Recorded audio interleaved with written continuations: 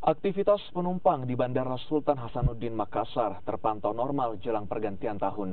Belum terlihat adanya penumpukan penumpang, meski diperkirakan akan mengalami peningkatan. Aktivitas penumpang di area keberangkatan dan kedatangan Bandara Sultan Hasanuddin Makassar belum terlihat adanya penumpukan.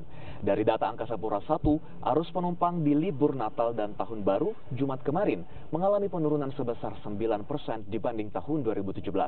Sebanyak 14 extra flight atau penambahan jadwal penerbangan diajukan 3 maskapai, yakni 4 dari Garuda dan Lion Air, serta 6 penerbangan dari Sriwijaya Air untuk memaksimalkan pelayanan posko terpadu bandara juga telah disiapkan sejak 20 Desember lalu. Yang terdiri dari Garuda, Lion, dan Sriwijaya Air. Masing-masing ada 4 flight, Garuda 8 dan Sriwijaya